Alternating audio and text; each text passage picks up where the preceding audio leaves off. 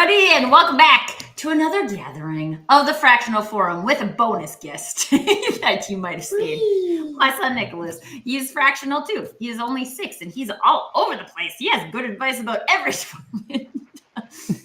He'll probably be in and out. He might be sitting right behind me this entire episode. We'll see how that goes. Anyway, welcome back, everybody. If this is your first time joining us for the Fractional Forum, welcome. If it's not your first time, welcome back. What is the Fractional Forum? It's a place where fractional peeps get together to have conversations about solving problems. Like me.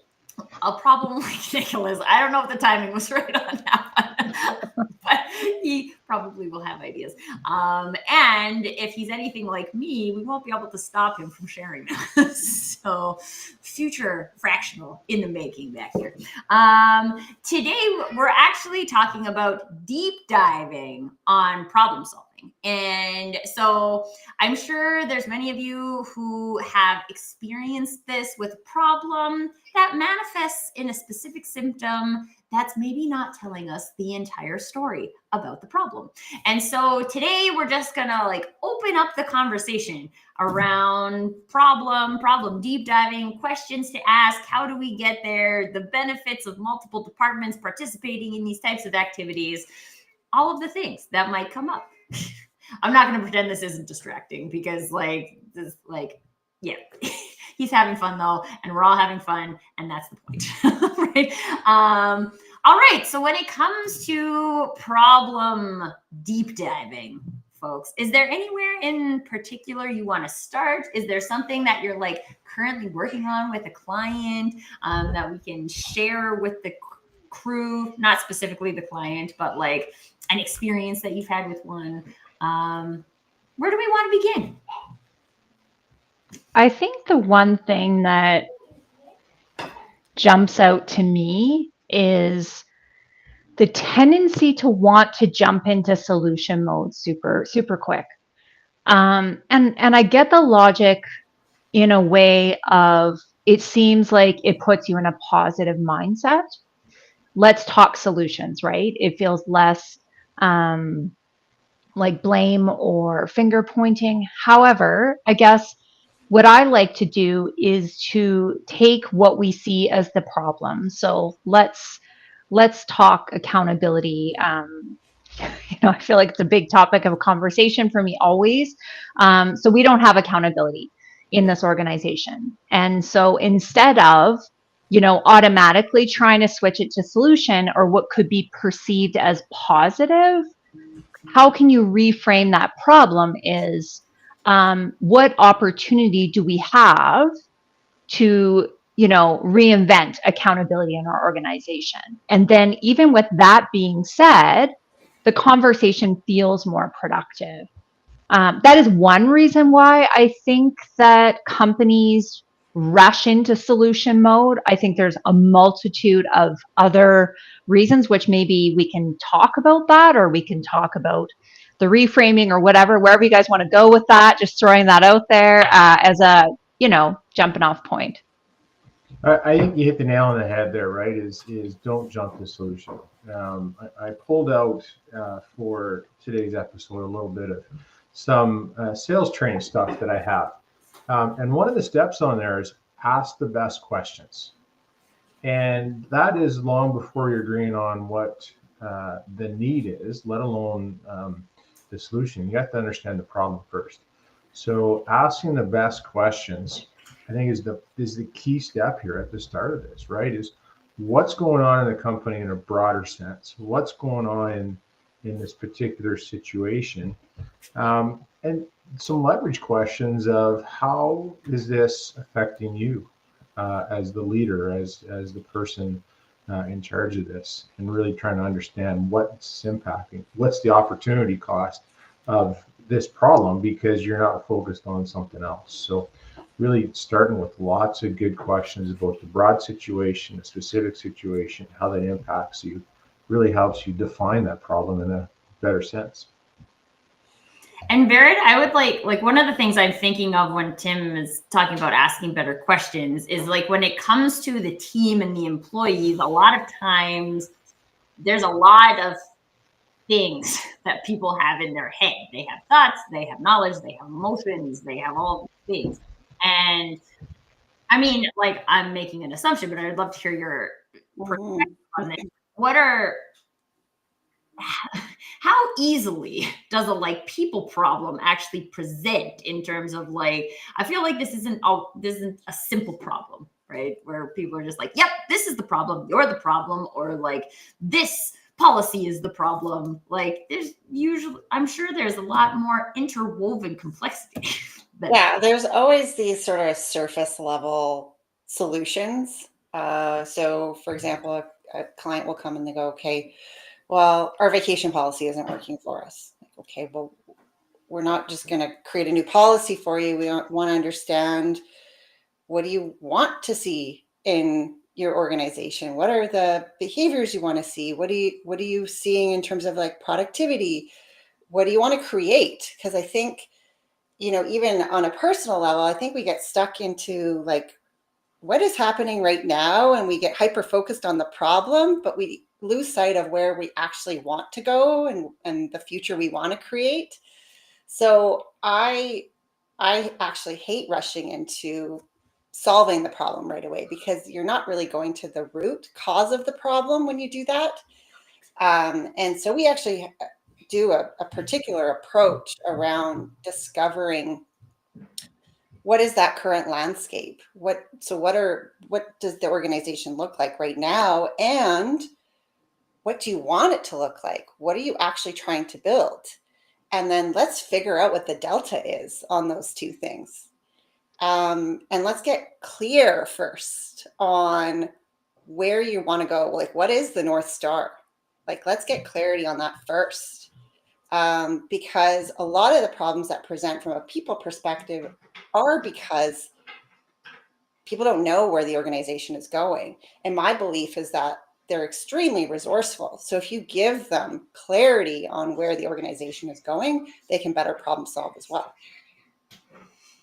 I mean, I feel like in a lot of our conversations, we come back to the North Star and whether or not we actually have that identified, but also like living in the organization. And this is also making me think, a couple of weeks ago, we did an episode about how we were banishing revenue goals from like goal setting. And there's a lot, I feel like, again, a lot of people associate the problem with those like end goals, things like revenue or profit. And so like, okay, revenue is a problem. Okay, but there's a lot of things that could be contributing to that. And from a marketing perspective, it's very common for people to think, I have a revenue problem. I just need to turn up my marketing, more marketing, faster marketing. That will fix my revenue problem. And if we don't actually know what's causing the revenue problem, then why is it a problem? What's making it a problem? Is this just not enough? Not enough for what, right? Like, and there's layers to be peeled away there. But if you haven't done marketing strategically before, to the point where you have data that would say, I can just turn up my marketing efforts and that will turn up my leads, and they're good leads and sales can close those leads and all of these things are connected, then just turning up the marketing isn't going to solve the problem. So there's probably a marketer out there somewhere that will be like, yep, just get an email funnel. That'll solve your problem. And a lot of people invest in those types of things. I saw your face on that one, Tim. Is like, I've never seen that work. And people can sell you that, but like the likelihood of it working is very low. But also, I think that comes down to, again, as the, shall we call them the problem owner, right? You're the one who has the problem, who owns the problem. Are you going to keep chasing what seem like the quick fixes, which haven't to date fixed anything? And if those quick fixes haven't fixed anything, then I feel like taking a step back and do some deep dive on your problem discovery is a good opportunity.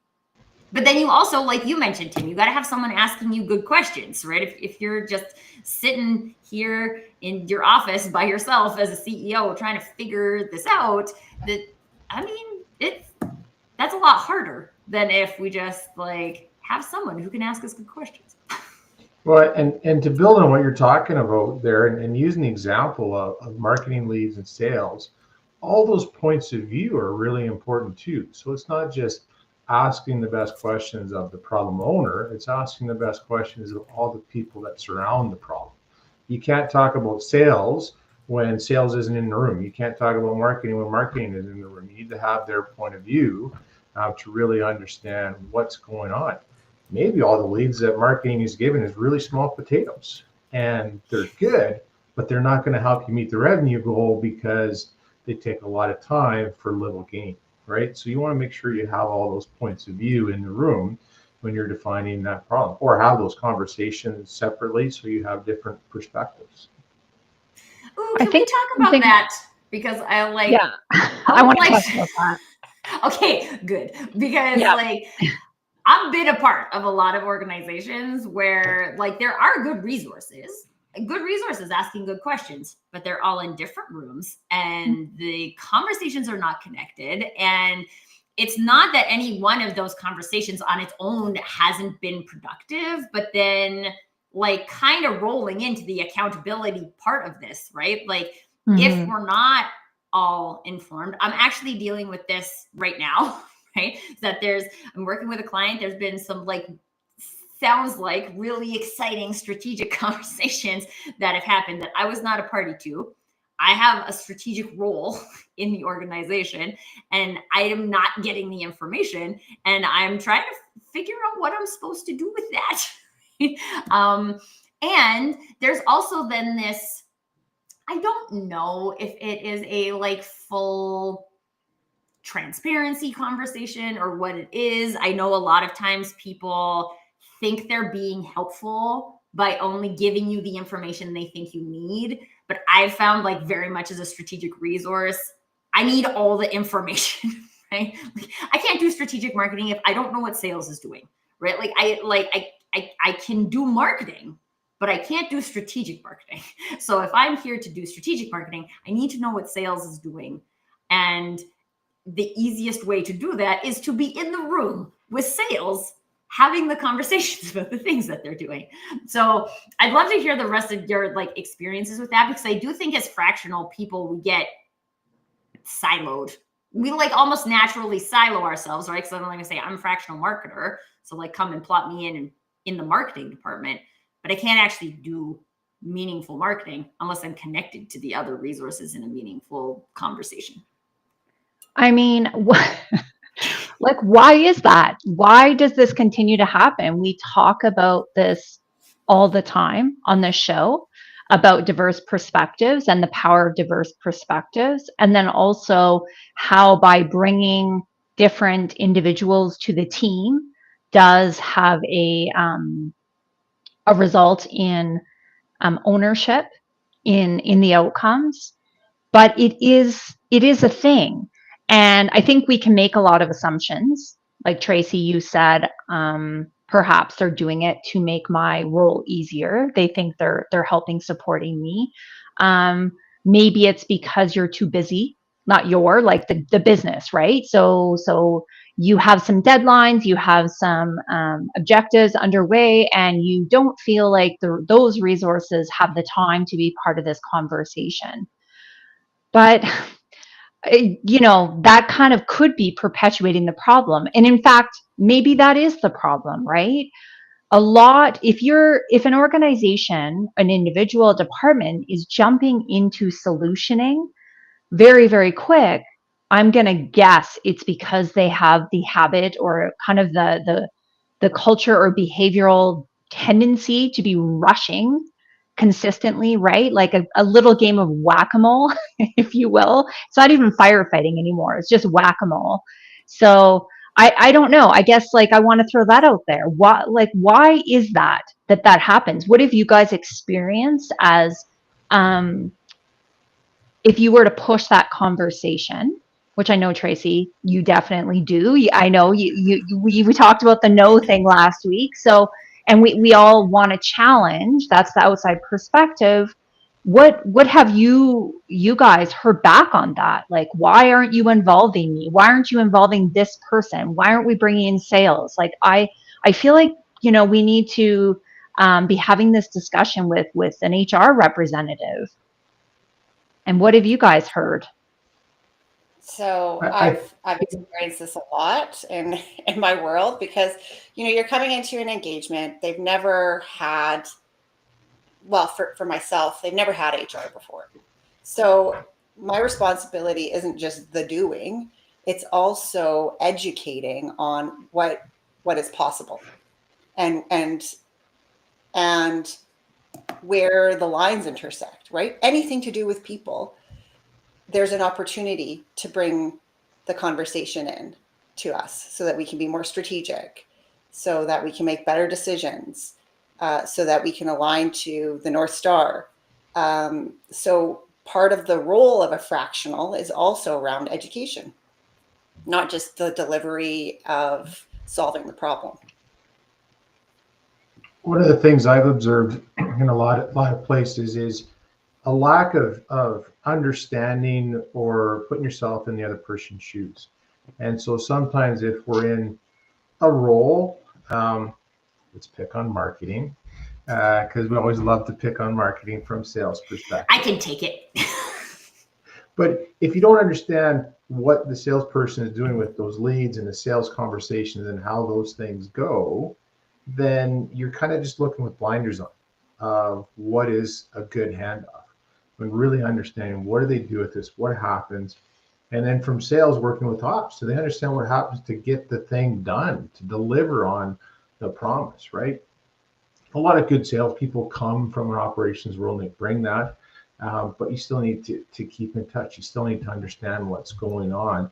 And that's one of the things I try to do in many engagements is get out to the front line and understand what's going on out there. So that how are they serving customers? So whatever we're trying to solve, what are we trying to do out in the front line, and how do we make that more effective in whatever role we're taking on? And having that understanding and shared vision of what goes on between teams goes a long ways. And sometimes you have to put up walls. So that's a sales problem. Let them worry about it. Is it? It's an us problem. Let's get into this together. Oh, I love that phrase, the us problem, right? Because this is, and I mean, like, I'll throw it back at sales just because sales and marketing a lot of times aren't operating functionally together. But like a lot of times I get like, no, we can't focus on marketing right now because sales has a problem. And this is what we're doing from a like fixing the sales problem perspective. And like all of our focus and all of our mindset and all of our time and all of our things are going to fixing this sales problem. And I'm like, but this is a marketing problem. This is an us problem, right? Because I could be, as a marketer, participating in activities that drive sales. And now I'm being actually told not to because we're too busy fixing the sales problem. And like, and then these are the things where I, as like, and I don't, again, like, I wouldn't say this is every fractional is going to be able to offer this, but as like most of the people that we have on this show operate in the like cross-functional seeing arena. So we may focus on doing in a very specific arena, but we are very good at cross-functional seeing. And so I see that I could contribute to what you're considering a sales problem by doing this in marketing. Or maybe it's a people thing, or maybe it's an ops thing, or like I could do this better in marketing if I'm working with ops on this, right? Which is actually something else that I'm working on with a client. They're like, hey, I want to get more information from like what's currently going on. Is there a way you guys are tracking that I could just like see, so I could just like get my peepers in there and I don't have to bother you with things, but like there's like so much opportunity for that cross functionality to exist without putting so much load on like a CEO, which I think is also very common from a like CEO experience perspective of working with fractional, because now you're like, oh, well, now I have these 4 people. I have to align all these 4 people. Well, actually, these 4 people are very good at aligning themselves. And if you just like let them align themselves, then that could probably happen without you overseeing it. And then it comes into like, we all have our like personal experience of what our role is in a business, and especially from a CEO founder perspective, right? These people have built these businesses up from nothing into like legitimate businesses. There's ownership there, there's historic responsibilities there that people might be trying to like transition out of. There's just a lot of complex things. So I don't know. Like for me, at the end of the day, I always come back to like, if there's complex things, let's not pretend it's as simple as the IKEA society that Aaron is mentioning in the chat, right? Do things quick and cheap, right? Like, I mean, and he goes on to add, there also tends to be a cultural issue. That issue should be, we all know how I feel about shoulds, should be fixed quickly and bandages put on them. You need to have both containment and countermeasures. So I think you're right, Aaron. A lot of people focus on the easy fix instead of a true problem. And I don't know. I'm going to stop talking now, because now I feel like I could go on a rant about like ego and how ego keeps us in like easy fixes instead of deep diving problems. But I'm going to let someone else Okay, talk. so I'll go there, Tracy.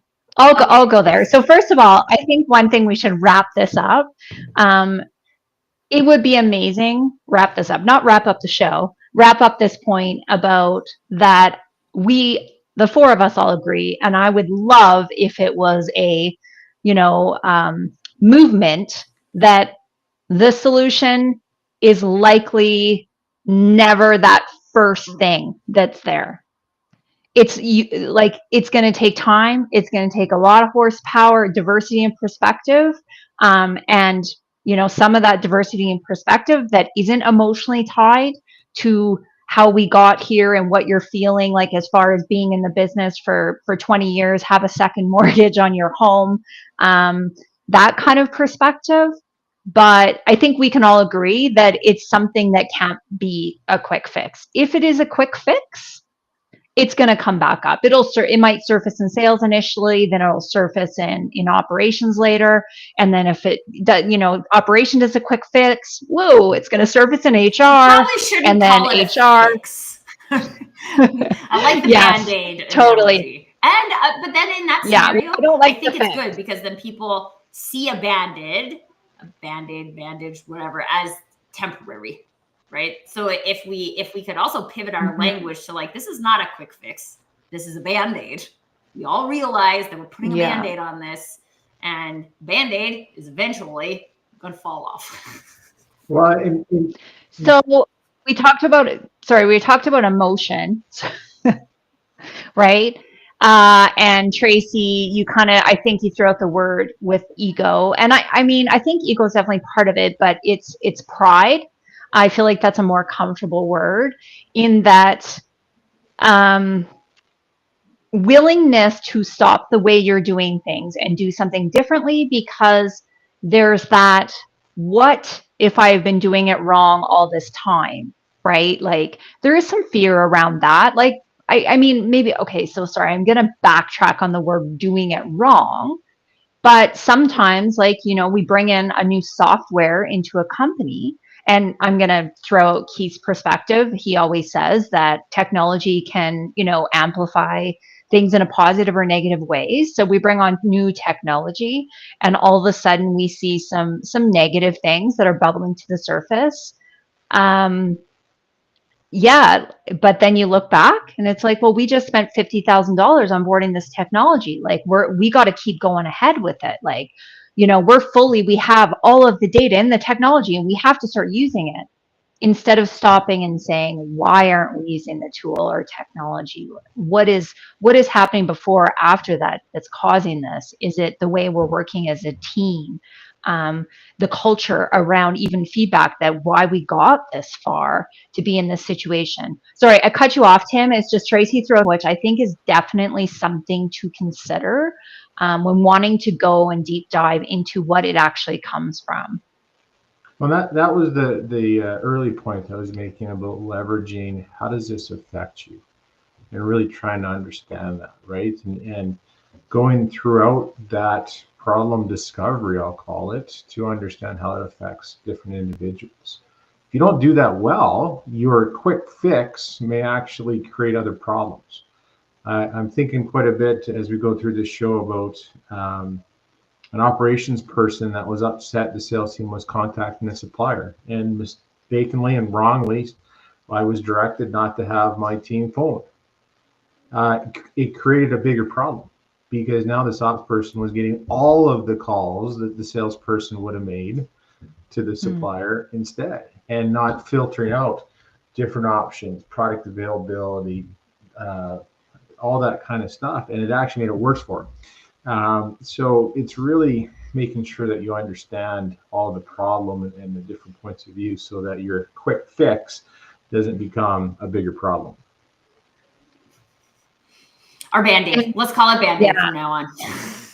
And with emotions, that is often why having that outside perspective coming in and asking those questions and creating the spaces for that collaboration, value stream mapping on trying to find bottlenecks, the 5 whys, root cause analysis, whatever methodology you value as a company. But having that outside perspective, the great thing about it is that there is no emotional tie to this is how we've always done it type of scenarios. Because there's a lot of even like habits and behaviors, and I use the word pride, but into how we do it. And then we think, start to think, well, okay, project myself in the future and think about, I have to change the way I'm doing it.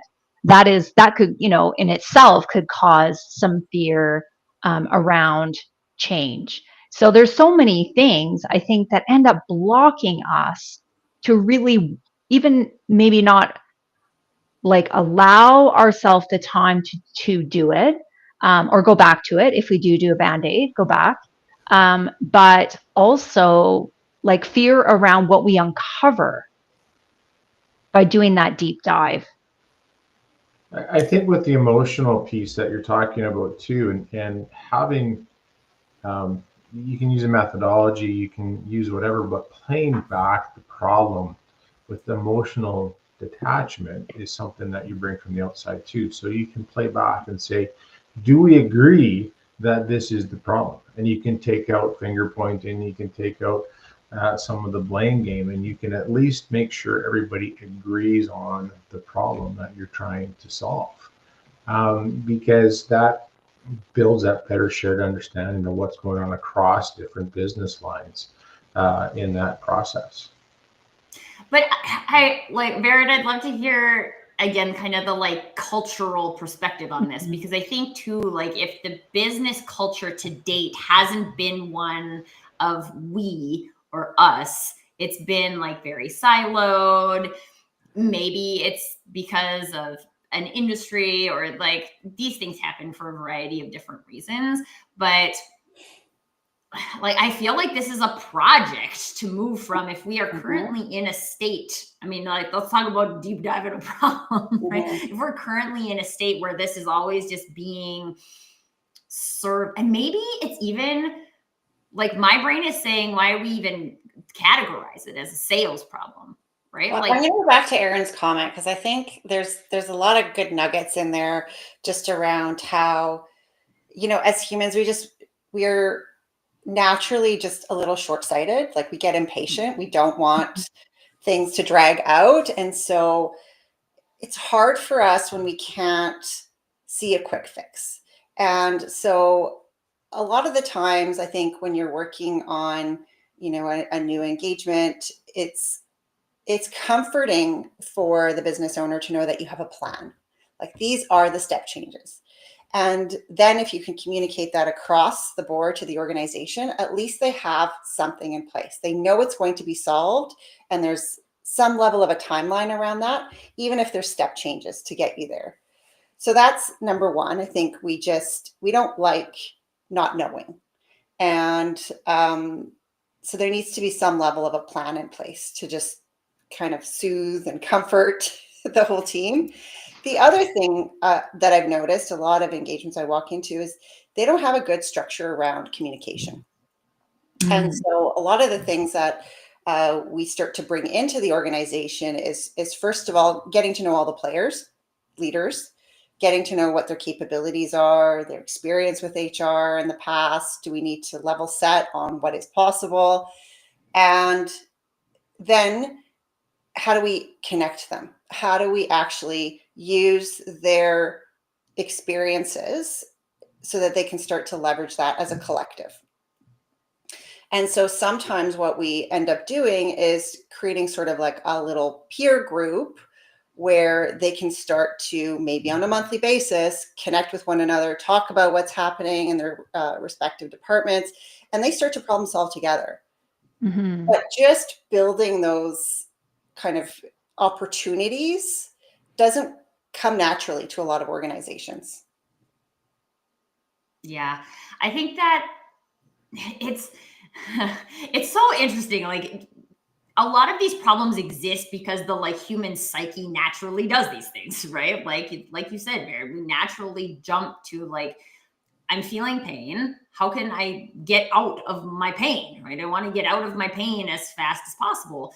And what happens though in those scenarios where the pain is a deep pain, right? And we have to go through those exercises of feeling uncomfortable in order to actually solve the problem. And I mean, I've seen so often just layers upon layers upon layers of Band-Aids on stuff, and so much so to the degree where we forget that there's layers and layers and layers of Band-Aids on this. And now we've actually maybe covered up more than uncovered.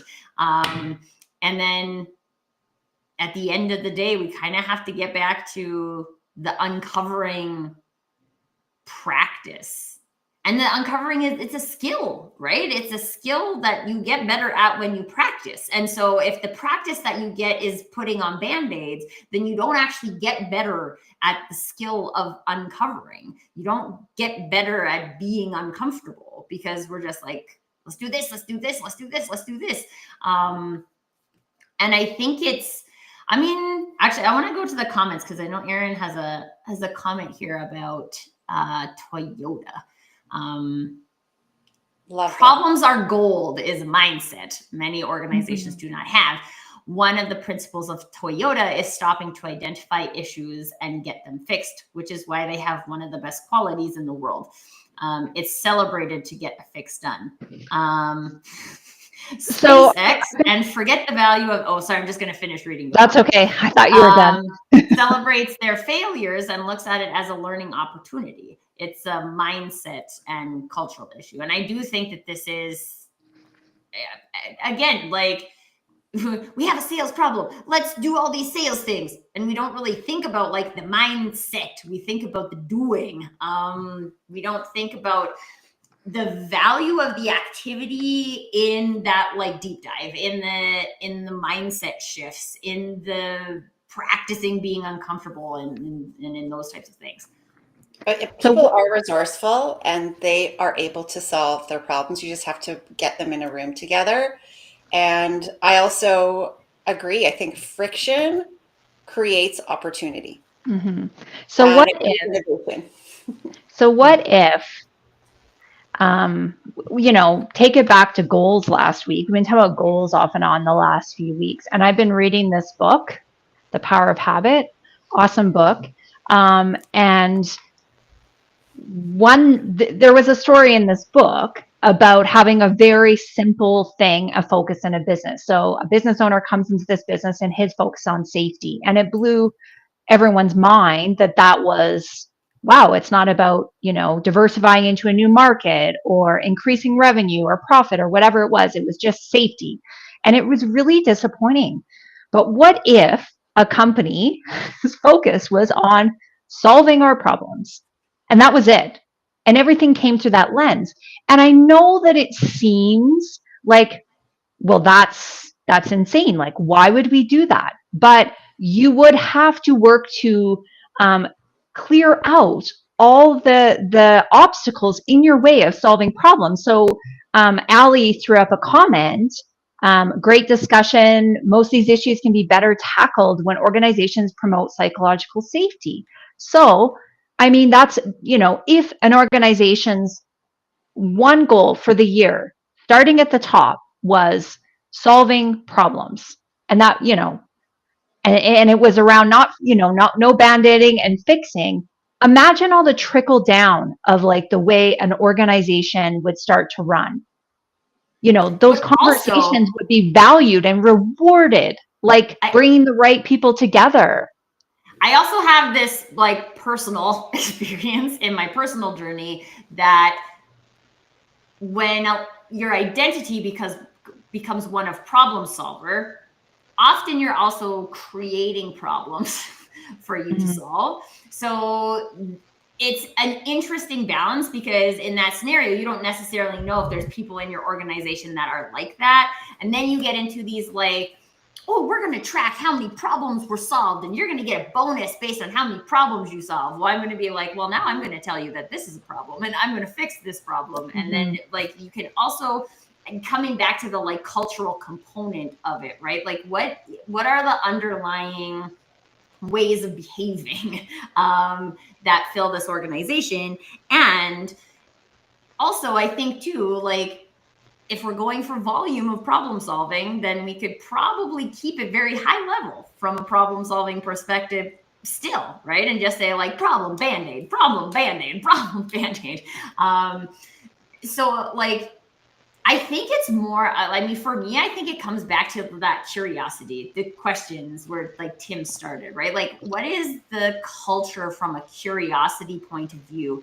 And do people even have time to be curious? Does everyone have it in their job description that they are encouraged to be curious about these types of things? Are we making sure from a leadership team that our people have time to be curious? If I've got somebody who's working 40 hours a week and just hustling to get done the stuff they have to get done, like, let's be honest, they don't have time to be curious. They just have time to execute. So then who's being curious? Okay, am I as the leadership team being curious and I just have like executors over there? Okay, that's fine. But also then, like, if I look at my own personal culture, which is like very intricately tied into curiosity, like if I'm going to have a marketing coordinator work for me, I want them to have time to question what I'm telling them to do.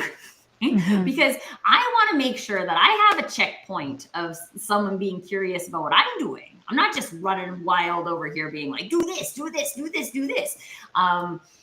And when we get, I think too, when we identify a problem and we look at, again, I'm just going to come back to revenue problems because this is top of mind for me right now, is like, if the identified problem is revenue generation, and all you're doing is anything that is revenue generating, then I also think we have to be curious about, are all of these things I'm doing in my 8-hour day actually revenue generating?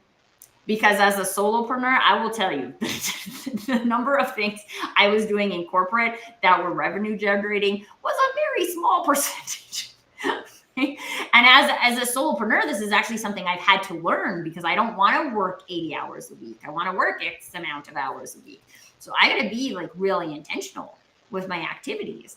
And I don't think from a just, again, day-to-day way of being. Once we get into a job description, we're like, well, these are just the things I do.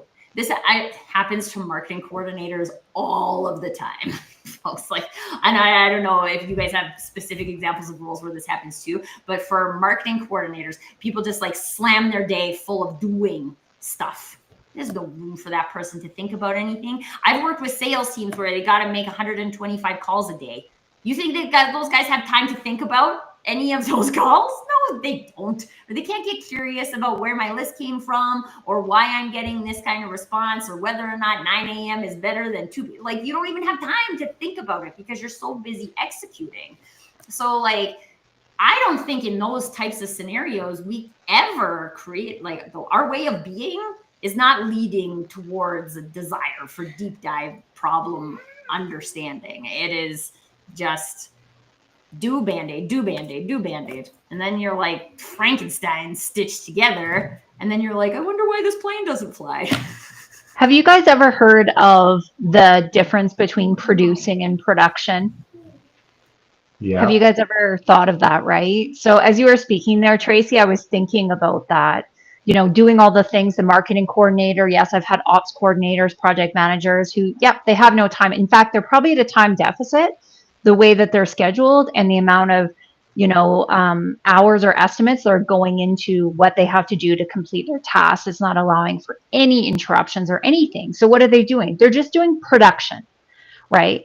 But until you actually tie some data or KPIs or some goals and accountability back to goals into that, you don't really know whether what you're working on is producing, right? There's a difference between that. And the other thing that popped up to me, oh my gosh, I just lost it. Someone's going to take it away. But yes. Nicholas is distracting everybody. I was going to say that it's the mother in me. I'm just like watching him. It's not him this time with his sideways camera and the lights out. It's got to be somebody. You're welcome, Tim. Thank you. Thank you for taking a load off me. I want to go back to what you were saying, Lindsay, about a goal of solving problems. And the powerful thing in what you're saying there is empowerment. And I think a lot of people don't feel that they're empowered to solve some of those problems. And I was thinking about this really silly story from my first job back at the Linden Co-op when I was 16, and customers would sign the invoices. And there was pens that didn't work all the time at the front counter. And it wasn't until one customer took it and threw it out. And I went, I could do that. I could throw out broken pens. And I suddenly felt empowered to solve that tiny little problem. But up until that point, I'm just a 16-year-old kid. Like, the boss keeps these pens here. I don't think it's my place to throw them out. So instead, I have customers going through 6 pens trying to find one that works. But it's about empowerment and making sure people feel empowered that they can throw out that broken pen because it's not working. And I see that in a lot of organizations is that you just haven't created that culture. You haven't created that discussion about problems that you're like, hey, you're right, that's a problem. Why don't you go solve that? That's something you can go do. And people will feel more engaged. They'll feel a bigger part of what you're trying to do because they're helping to make it better. And so I think that's the real powerful thing there is that empowerment of people. Well, and I think this also ties into Ali's comment here about human beings versus human doings, right? Like that throwing out the pens doesn't work. It probably is not ever going to be on a thing that's on a checklist to do. But when you're being helpful to customers and you're empowered to be helpful to customers, then you throw out the pens that don't work and you replace them with pens that work. I think we spend so much time trying to get like a magnifying glass on all of the activities that people are doing that we forget to step back and say, like, what does that activity do for our organization? How does it limit? I did a lot of work in customer experience, and I used to call these things golden handcuffs, right? Is that we would tell people how they could help a customer. And now I can't actually help the customer because you have limited me so much as to what I'm allowed to do. I can't be helpful anymore. And now what we tried to do with that process doesn't deliver that experience. And so now, again, like as a low-level employee, right, who's on the front line, which should never be considered the low-level employees, crazy. But like these people, they don't have the ability to make those types of changes, to do what they would do, to be how they would be. And we're like collecting all this data in other places about like, oh, this is how many likes get. No, who cares? If our problem is that we can't build a meaningful relationship with our customers, then like, I mean, like, yeah, that can be reflected in our marketing efforts, but like, it can't just be reflected in a marketing effort. And if a marketing survey reveals this, and I'm not allowed to talk to ops about how they're delivering a project, right? Like, then what's the point? Mhm. I think again on the Fractional Forum, we come back to like, how are we working together to get stuff done? But you guys know, I mean, I don't want to talk in circles. That's not the goal of the show. But I mean, like, this kind of harkens back to your question, Lindsay, earlier. Like, why does this happen? Why do we constantly get sucked into the quick fix, the band-aids? Why do we constantly get sucked up into like, let's just make this one department's problem? And like, how about we use our last 14 minutes to talk about like, okay, this is how we observe this, but how can we break it down? Right? We want to break down those silos. We want to break down the band-aids. What are some of the questions that you guys have found successful in breaking down those barriers? Where are some of the like success stories that you've experienced when people move past band-aid phase to like, let's get real?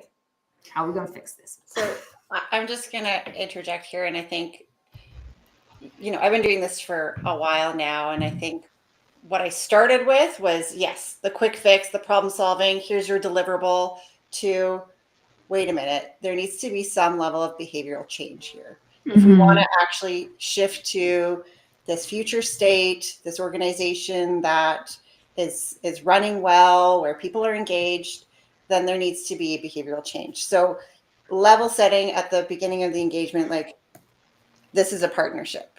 We are doing this together. There needs to be some behavioral changes. There's some change management that is going to be incorporated in this engagement. And what that looks like is that there needs to be problem awareness, right? The desire to change, and the space and the want to up level our skill sets and our capabilities and the way that we lead. So that's definitely been a learning for me in terms of deep diving into the problem and coming up with a sustainable solution. I think behaviors are, it's a tough nut to crack. That is exactly why I'm reading this Power of Habit book, because it talks about three different things on a cycle of habits. And the first is your trigger. And then your second is your routine. And then your last is the reward. So if you think about it, there's going to be triggers all the time to get back into that. We've talked about time in a way of deficit a lot today. Like, that's why companies or individuals aren't spending the time to get to the root cause, because they don't have the time. They're at a time deficit, right? Like, they're in production, they're not producing. So they're at a time deficit, overscheduled. So if we think about that, and we clear the roads and we put in the processes and systems in place for them to start to be successful to do this, the trouble is the trigger comes in where you become the victim of your own success and you get this massive influx of work.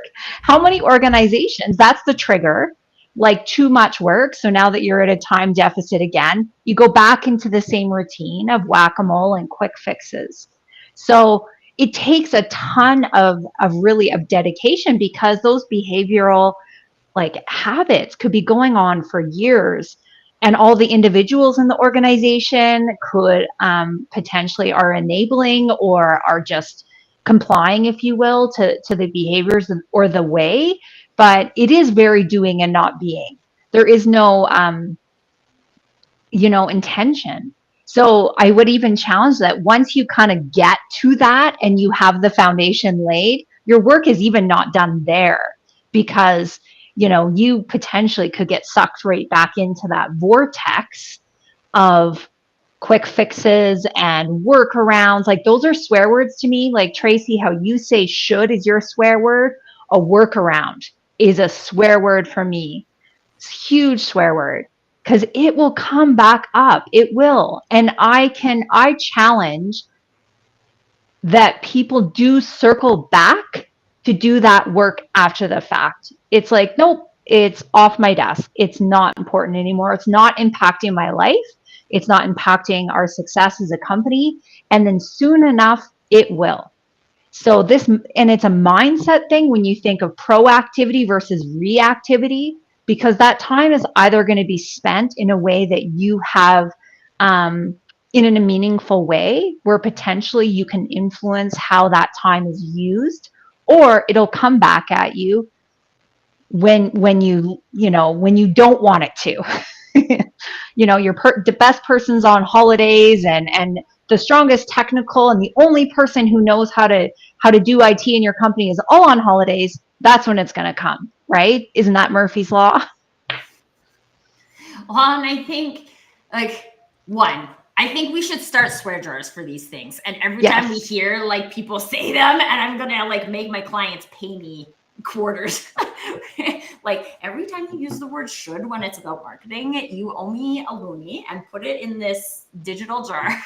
I know you can use the actual swear words as much as you want, but like when no more shoulds, no more workarounds. And then, like, I have a background in software too, right? Like hacks, same category, right? Every time you're hacking something into your software, it is not permanent. It is going to break at some point, right? You just don't know when. And you're probably going to have to come in on the weekend to fix that because that's when it's going to break. But we're also, like, from a marketing perspective, we're sold a lot of this, right? We're sold the easy button. We're sold quick fixes. We're sold magic bullets. We're like consistently being served with this message that is available.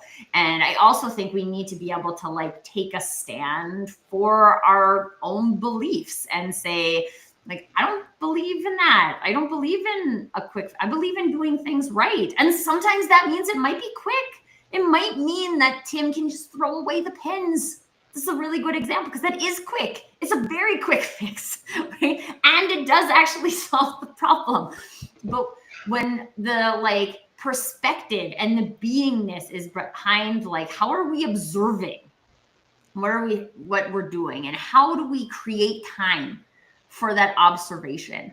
I actually I was going through an interview process with a potential client at one point, and I had so many people who I was talking to in the organization tell me, you'll never get ahead of this portfolio. This, like, oh, if you have time for that, I'd be surprised.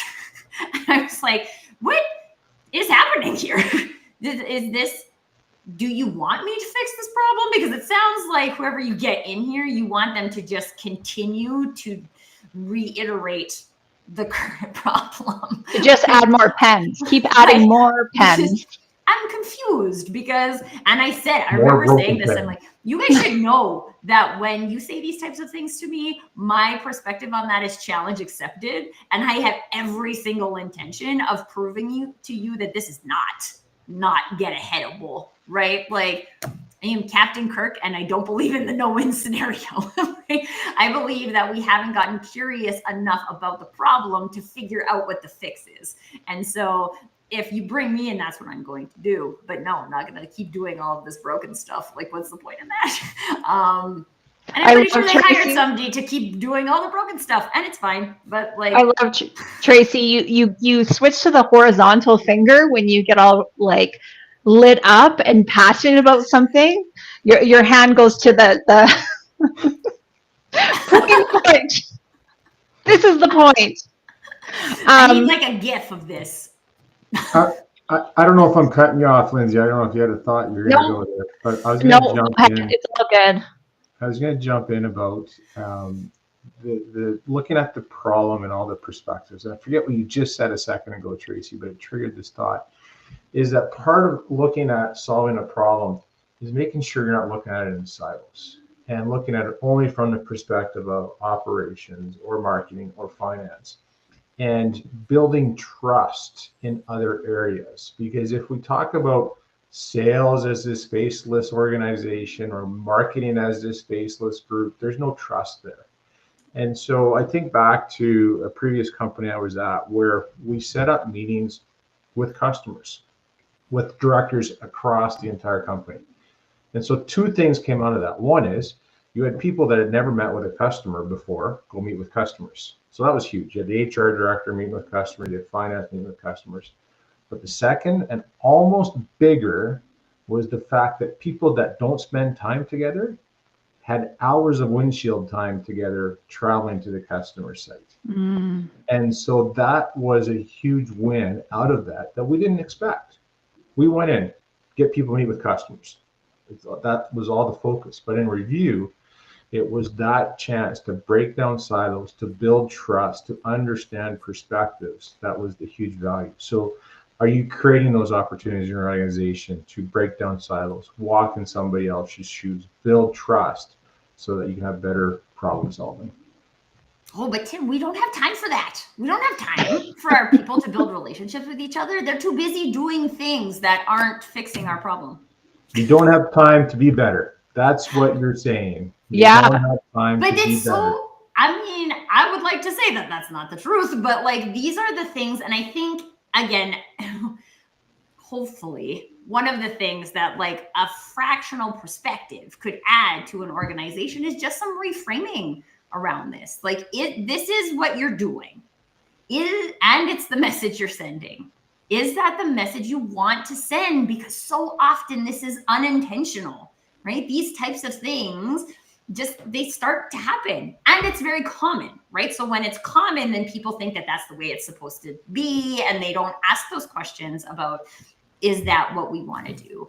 But we are a company. I had a client once who was just all about like creating beautiful things, right? And I was just like, okay, so she was all paranoid about this email funnel that she was trying to make. And I was like, okay, so like when you're doing that activity, does it feel like you're creating beautiful things? And she was like, oh, no.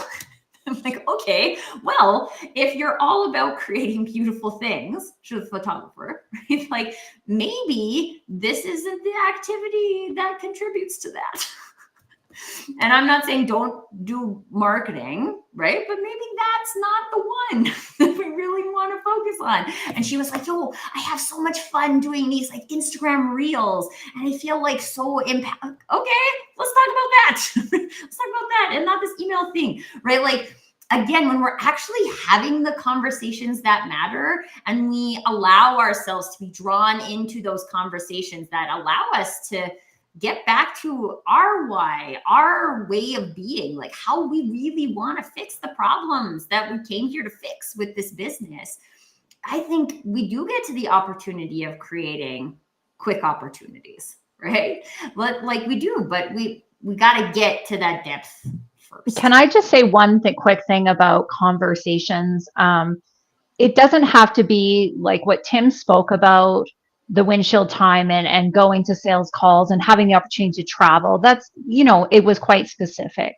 But if it is just about the conversation, the one-to-one just conversation with people on your team, or maybe there is some intentional about, cross-functional conversations, if that is the goal, that is super powerful. I had a one-to-one this week with one of the companies that I work with. And so there's 3 leaders that I'm accountable to have one-to-ones with. And it was so impactful.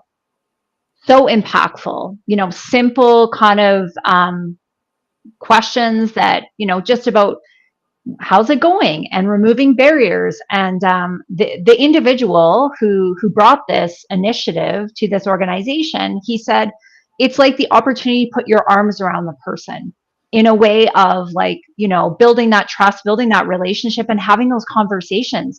And then as a result of that, those conversations become part of your behaviors, part of your habits. So, maybe the problems don't wait for those conversations. Now the conversations continue, and then it becomes like a whole cultural thing across the organization. So just something to point out, like the conversations once again, and communicating and how you support that and reward that in your organization is really something to consider. Yeah, I think this is totally true. And I want to just grab it, Ali's last comment here about how Jim Rohn said, if you're working on your job more than you're working on yourself, you need to stop and think.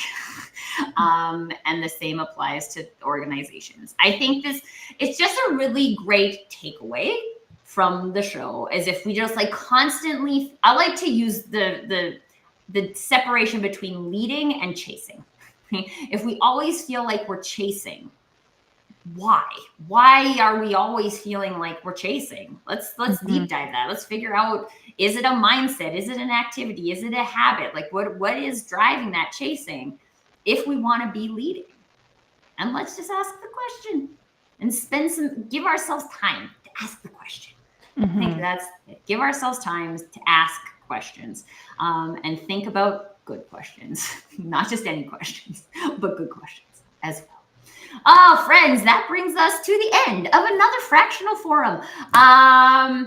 For those of you who happen to be in the chat and are also fractional, I know we've made this offer before, but if you would like to get into the conversation, please reach out to one of us. We are always interested in hearing more diverse perspectives, because that's what this show is all about. So reach out to us. We can get you on a future episode, and we would love to have your voice in the conversation. With that, we'll see you next time, everybody. Bye-bye.